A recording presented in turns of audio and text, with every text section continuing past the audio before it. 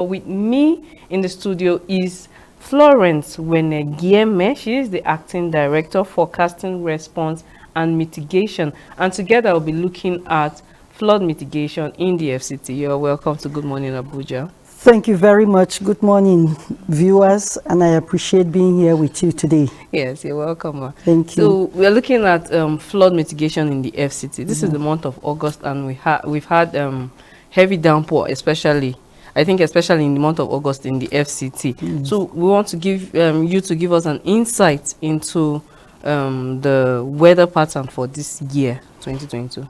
Yes, the weather pattern for this year came early enough, okay, so that all hands will be on deck. Okay. NIMET did their seasonal climate predictions early this year, and that serves as a very good warning tool to everybody, especially in the FCT, because we are looking at just the FCT in particular today, because you said you are talking about flood mitigation in the FCT. Well, in FCT, based on the seasonal climate predictions, it says that FCT, the rains will be above normal to normal, moderate to the lowest. But most of all, it's going to be above normal in the FCT. And NIMET has done it in such a way that it is very simple for people to monitor, for even a layman can monitor it. So we are not really on a red alert, but it says be ready. And that is why our rescue team is stationed all around look and crannies of FCT. Yes, they are on standby.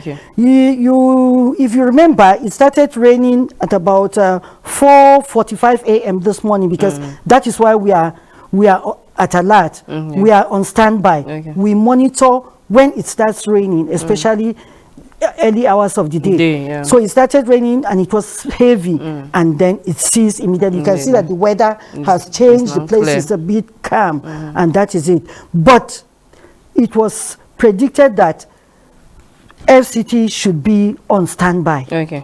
So not really on a red alert. So flooding is an intense, it's an outcome of intense downpour. So what must be done? Like you said, you are on standby and all that. As citizens now, what must be done? Or as let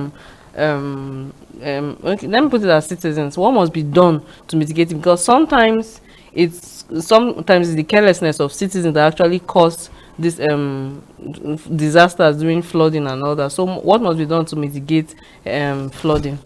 Yes, to mitigate flooding, we have to start with ourselves, because we can have flash flooding, river, which is normally caused by heavy downpour, or river flooding. River flooding, it might rain within your area, or it will rain upstreams. And if it rains upstream and the rivers are flooded, it can come downstream and affect the people at that location. And that is the one we call the river flooding. Then we have the one that is called humanly induced. This humanly induced is the one, and the flash flooding is what FCT is always witnessing. On very rare occasions, we have the river flooding in FCT. You see, human activities cause a lot of flooding. Because in FCT here, why we have that is because of mismanagement of refuse.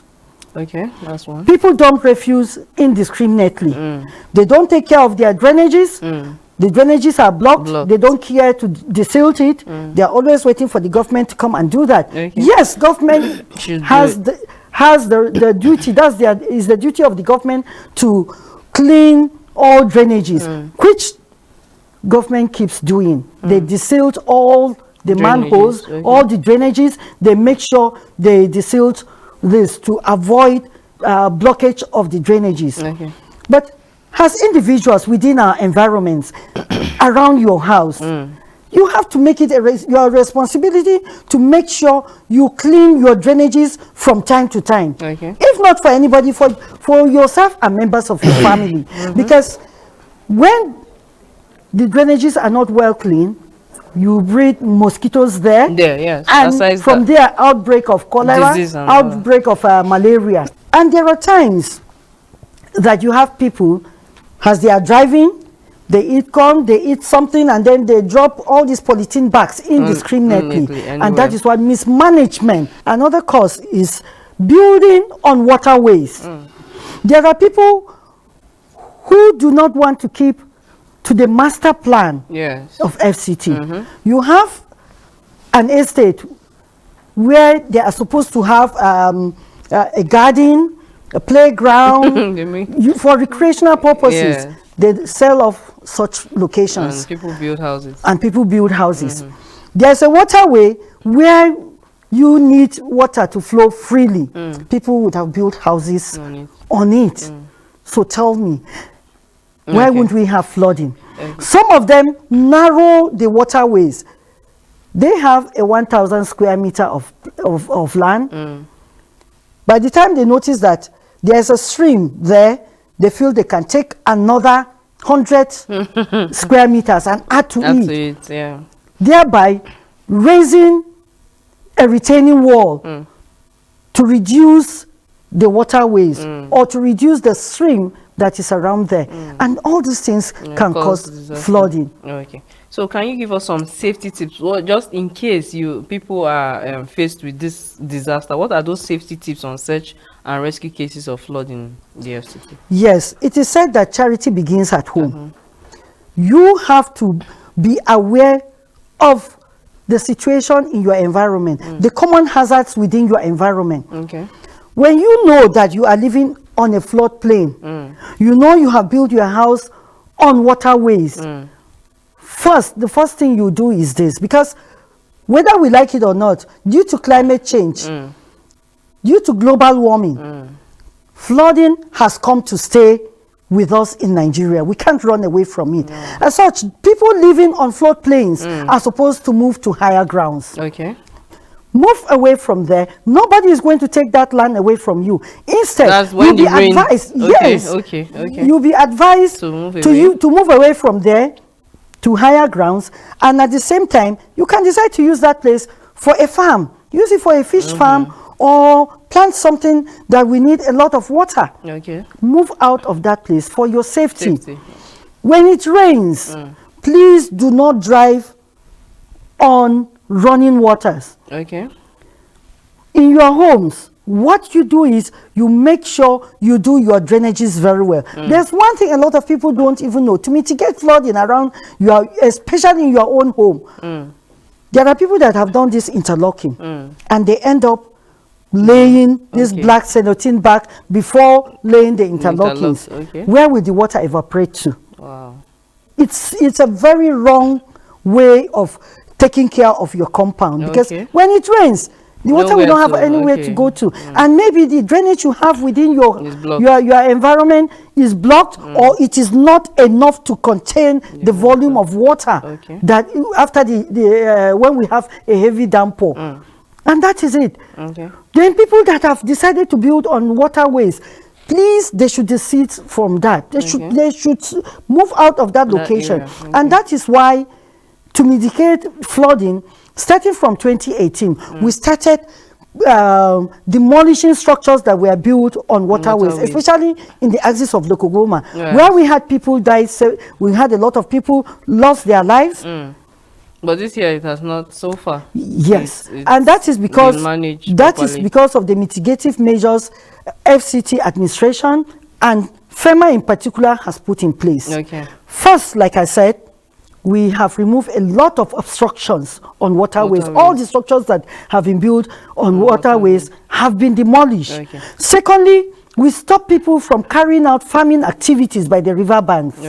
We also stop people from building, from encroaching into plots that are close to streams.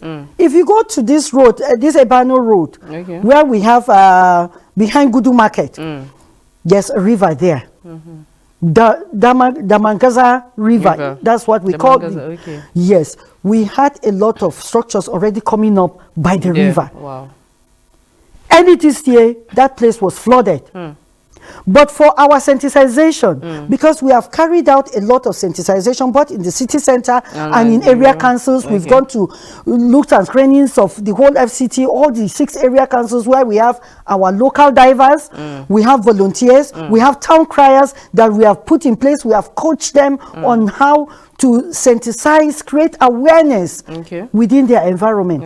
Immediately, that bridge was flooded. A lot of you could see that a lot of people parked by the roadside to help. Wow. They parked by the roadside. They didn't they didn't insist that they must cross the river within that period. They waited for the water level to come down. When the water subsided, that was when they crossed.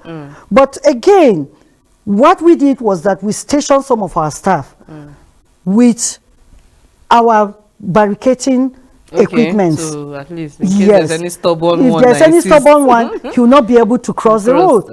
And we did the same thing at Galadima interchange. We barricaded that area. You will know that we have the slip road that comes from Games Village heading to the airport. It's on a low plane, kind of. It's very low. That road is going to be heightened, but since it has not been done, what we have done for the past 3 years, as soon as the rains begin, what we do is we barricade that road. No matter the time of the day, like if it's early hours of the morning. No, it is barricaded permanently. Yes, nice. Throughout the rainy season, that road is blocked until after the rainy season. Before we unblock that place, we remove the barricades, and then people can move. Because you know we lost some lives by that Galadima interchange, popularly called Galadima roundabout. And around Dogongada, what we have done there was that because we went around the whole of that community, the only access road is that particular road that comes from the express road going into Dogongada community. There was just one road. And we sat down, we put heads together, and we were given the permission to fix barricades there. The Department of Engineering, you know, we collaborate. Disaster management is everybody's business, and it's not a one man's. It's not. It's a multi-agency. Someone's carelessness can actually cause a disaster. It's a multi-agency thing. So we collaborated with other stakeholders, other MDAs in the FCT, and Department of Engineering now said, well, because we wrote to them, we gave our own reports and told them that. They need another road there, or the box culvert has to be worked on. But already we are in the rainy season. To save lives, what we did was we barricaded the road, the axis coming out and going into Dogongada. We fixed a temporary barricade, and we stationed some of FEMA rescue team, rescue officers there, our volunteers and local divers. They are there 24/7. Wow. We have a cubicle where they sit down and rest. Immediately it starts raining, they drop the barricade and close the road. Nobody passes there. Nobody goes into Dogongada community. Nobody comes out of that community. And that is what we do. We gave them personal protective wears. They have a headgear. They have their raincoats that they use. They stay from the entrance and coming out of Dogongada. And the people are cooperating. We are very proud of them. They don't insist. Once that road is closed, they go back to their houses. And that is it. People coming in, wait by the entrance and until the rains are over. People are really doing a great work, and we believe at least the citizens of FCT are actually in safe hands, and we believe with the you said the rain. We are still expecting heavy flooding. Of course, we are expecting heavy rains in October. And looking at the flood outlook by Nigeria Hydrological Agency, FCT is going to be affected too. Between now up to November. November, not even yes, October. the rains will cease around by the first week of November. Going by the seasonal climate predictions, and that is it. If you may know. Already, as of June, 83 local governments, including FCT, were hit by flooding. Wow. Due Okay. to heavy downpour. Oh, okay. Exactly. Okay, so no problem. Since people are on ground, we believe we are in safe hands, and you are really doing a great work, and we believe you continue Exactly. With our throughout the stakeholders, rainy all season. hands are on deck. And Yes. by the grace of God, there will be no loss of life this Amen. year. Amen. So we That thank you is for it. coming on the program. Florence Wenigieme, Acting Director, Forecasting, Response and Mitigation.